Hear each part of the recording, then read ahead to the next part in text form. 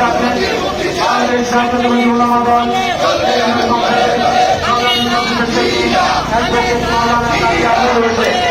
এবং আরো উপস্থিত আছেন ঢাকা মহানগর উত্তর ও দক্ষিণ অন্যান্য নেতৃবৃন্দ।